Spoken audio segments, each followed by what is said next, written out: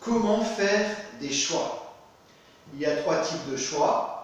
Choix de l'instant, choix d'obéir et choix responsable.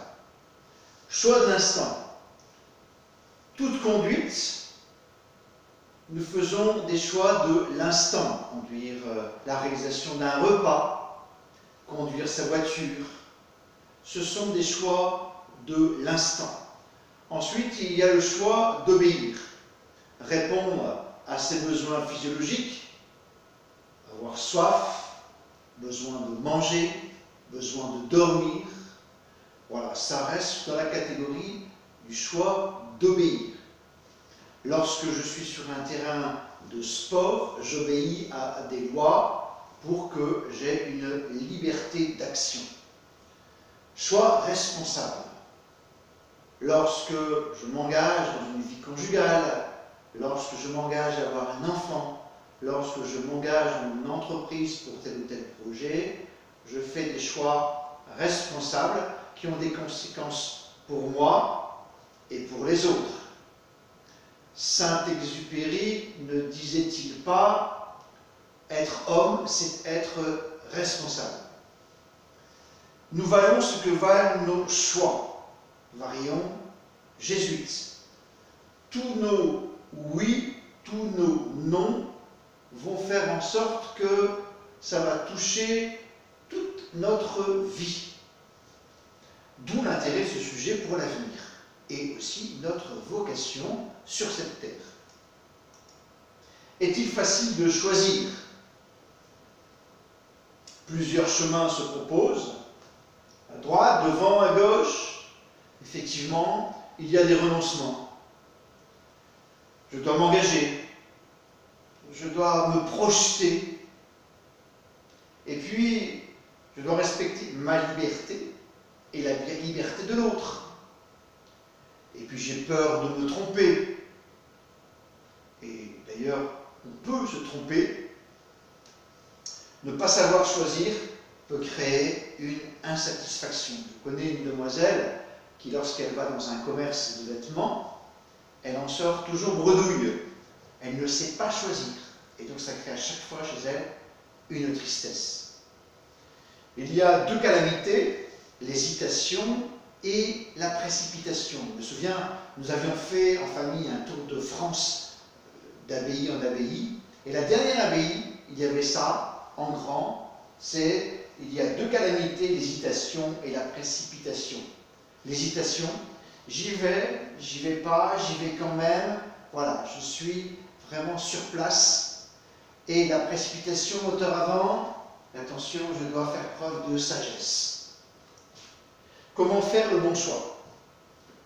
Connaître ses limites. Je veux aller en Afrique et je ne supporte pas la chaleur pour faire un voyage humanitaire, ce n'est pas la peine, parce que mon corps est limité pour la capacité à être tolérant à la chaleur. Connaître ses talents, ses forces, vérifier si dans mon engagement, j'ai les compétences pour m'engager. Sachant aussi que parfois je peux m'engager et il existe une formation continue. Le bien, le mal, l'éthique, pour moi et pour les autres. Les conseils, mais comme on dit, les conseilleurs ne sont pas toujours les payeurs. Les repères, je suis né dans une famille avec des valeurs, je suis né dans une cité, dans un pays avec aussi des lois, je dois tenir compte. Et la parole de Dieu. La parole de Dieu peut m'éclairer, elle peut me guider, ou elle peut m'inviter à la prière, qui peut me donner de nouvelles pistes. La lecture d'un livre, la rencontre d'une personne, qui peut m'éclairer dans mon choix.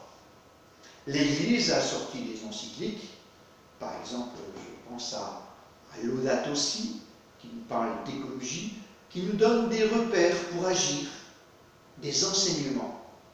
L'accompagnement spirituel, c'est trouver une personne à laquelle je me confie et qui m'aide à donner du relief pour que je prenne la bonne décision. Et souvent, sa technique, c'est de reformuler ce que je vis pour que je trouve ma solution à moi. Et la rencontre de ceux qui vivent la même chose, c'est ce que j'appelle la rencontre du comme qui, c'est-à-dire des personnes qui vivent la même situation, des femmes enceintes qui se rassemblent pour réfléchir sur leur maternité, des chefs d'entreprise qui se réunissent ensemble. C'est le principe de la table ronde. Je ne suis pas le seul à vivre ce choix à faire qui n'est pas facile, et je tiens compte des autres qui vivent un peu la même chose.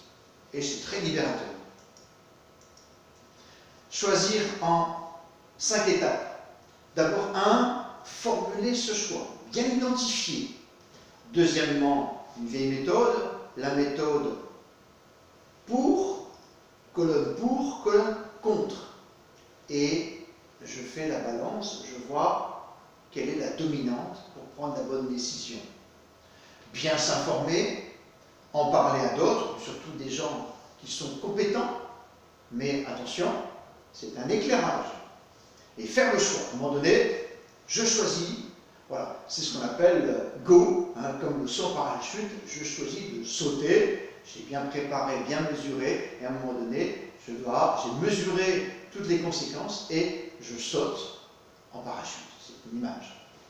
Et ensuite, voir, pour vérification, si ça vous donne de la paix, de la joie, des regrets, il y en a toujours, des regrets minimes, et surtout, ça vous donne une ouverture et une créativité.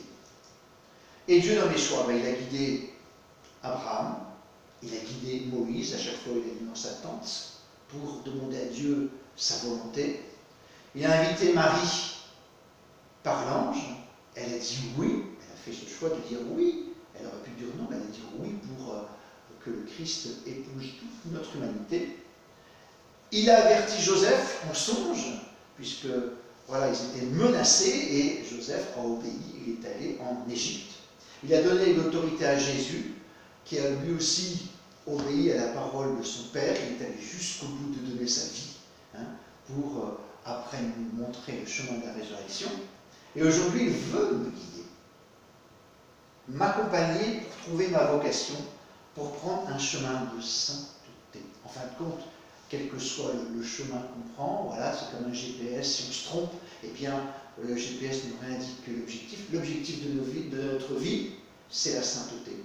C'est-à-dire vivre de façon la meilleure possible pour être heureux, hein, pour un au-delà meilleur.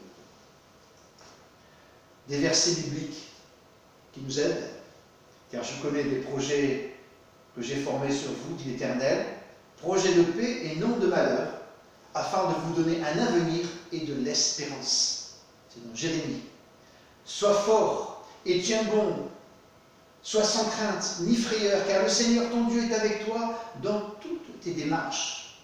Le livre de Josué. Le Seigneur va nous faire réussir toutes nos entreprises. Mets ta réjouissance dans le Seigneur, il t'accordera plus que les désirs de ton cœur. Un peu comme la chanson. Mets ta joie dans le Seigneur, compte sur lui et tu verras. Il agira et t'accordera plus que les désirs de ton cœur. Bon choix.